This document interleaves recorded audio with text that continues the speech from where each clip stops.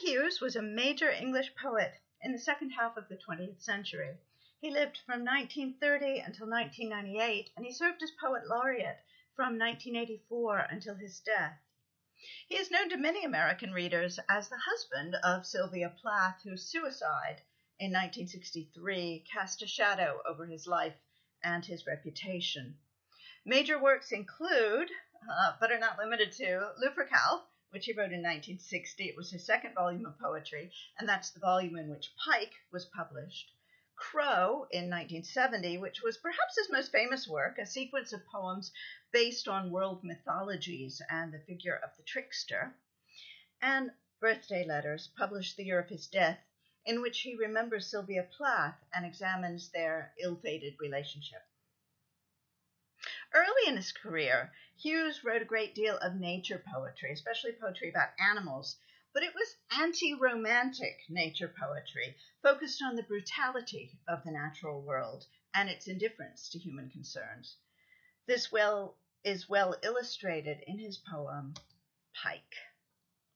And here you have a picture of a pike.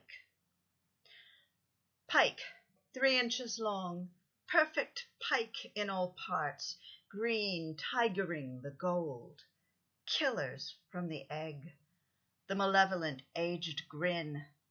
They dance on the surface among the flies, or move, stunned by their own grandeur, over a bed of emerald, silhouette of submarine delicacy and horror, 100 feet long in their world. He's describing a small fish, right, 3 inches long and beautiful. I especially like his description of its color, green tigering the gold, right? You could say just green striping the gold, but the word tigering, right, alludes to the tiger, to a land predator, and that reinforces the predatory nature of the pike.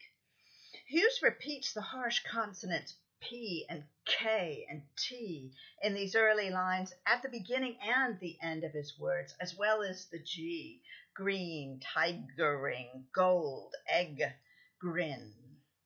He regards the pike with awe, right? Its grandeur. There's delicacy there as well as horror. But he acknowledges its essential brutality.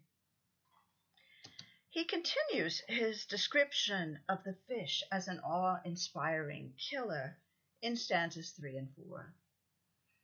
In ponds, under the heat-struck lily pads, gloom of their stillness, logged on last year's black leaves, watching upwards, or hung in an amber cabin of weeds, the jaws, hooked clamp and fangs, not to be changed at this date, a life subdued to its instrument, the gills kneading quietly, and the pectorals. In stanza 5, he recalls keeping pike in an aquarium.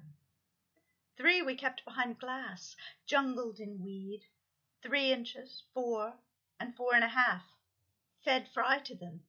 Suddenly there were 2. Finally, 1, with a sag belly and the grin it was born with.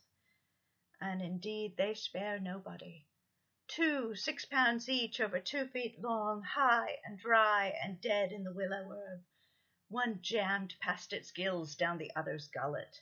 The outside eye stared as a vice locks, the same iron in this eye, though its film shrank in death.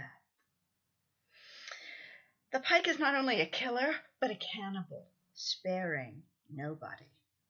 Now, after these 6 stanzas describing the pike and its appearance and its behavior, Hughes enters the poem himself as a poet and a fisherman, fishing in the pond by a ruined monastery.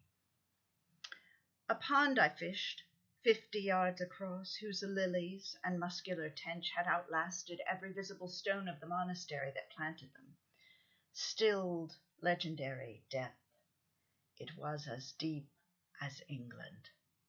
It held pike too immense to stir, so immense and old that past nightfall I dared not cast, but silently cast and fished, with the hair frozen on my head for what might move, for what I might move, the still splashes on the dark pond, owls hushing the floating woods, frail on my ear against the dream darkness, beneath the night's darkness had freed, that rose slowly toward me, watching.